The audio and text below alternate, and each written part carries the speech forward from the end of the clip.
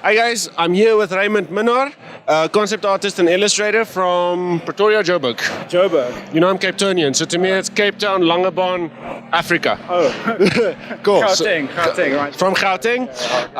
Is fantastic artist. I'll show you guys some of his work a bit later in the scroll by as the interview goes along. I'm going to ask him some questions and then hopefully I don't bore him to death. Fair enough. Cool. So tell us a bit, what do you do? Okay, so what I do for a living is I basically work for a game company. I mainly work in fantasy, a little bit of science fiction, but mainly fantasy, dark fantasy, a bit more realistic, mainly very old school, almost like the Frank Frazetta kind of stuff, but not like that, a bit different.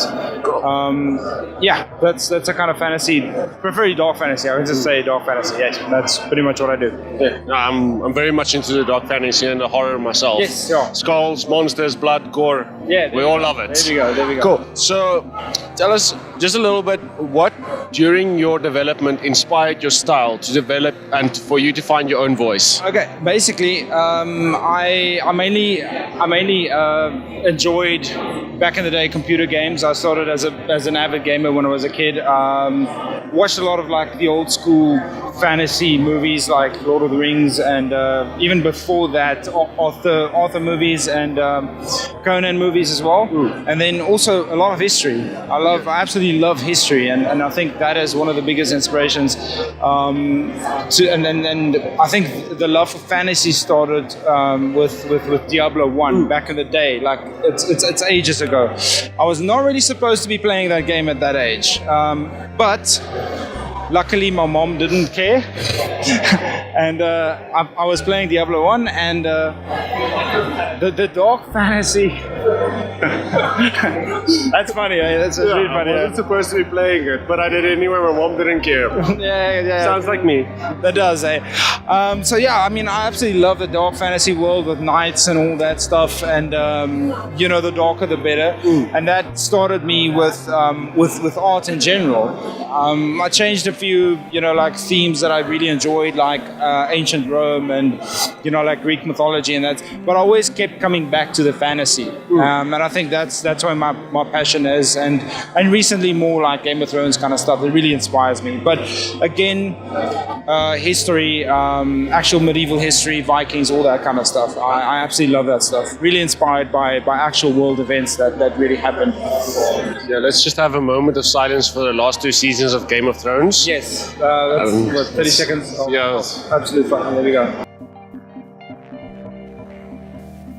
All right. So, please tell us, what would you say to this point has been your biggest obstacle, and how did you overcome that obstacle? I think the fear of creating art. I think that is something that most artists have a problem with. I think all artists have a problem with the fear of creating art, and it's more of a it's everybody has a personal attachment to art, and their art is special, and everybody cares what other people think of their art. And I think that is one of the biggest obstacles. And also again, the projection of other people that and what they think of you, and you becoming an artist. I think, especially for younger artists, it's a lot difficult for family members to really understand what they're trying to do, and I think that's one of the biggest struggles.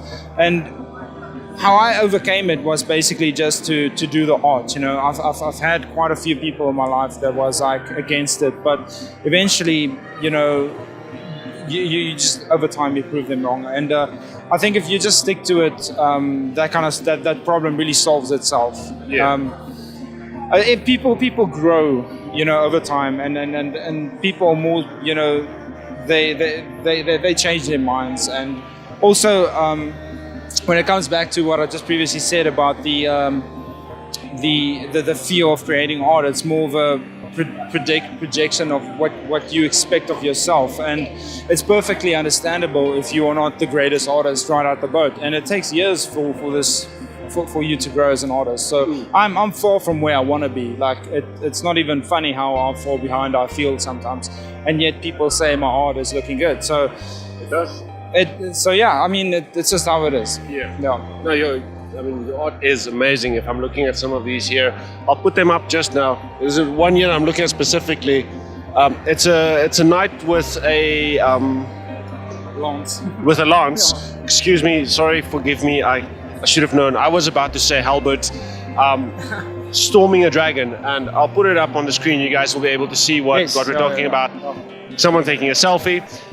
And so and then just one last, but do you have any advice for artists that are growing, that are trying to get better, or that feels they just need a little bit of encouragement? Yes, I feel like just do art. Don't overthink things.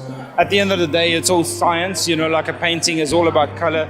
Learn the fundamentals. I would say that is the key. Is the most important thing is to learn, study, and work from reference. And it all boils down to science, in my opinion. Any painting is science, and at the end of the day, everything works in a scientific way. You have to understand how light works. You have to understand how atmosphere works. Rocks. You have to understand color theory. This is all knowledge that you can study.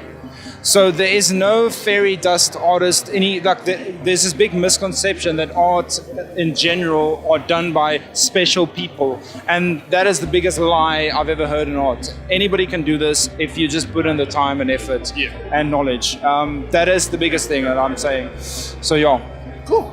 Thank you, man. It's been a good one. And then, cheers. Catch you around the next festival. Yes, awesome.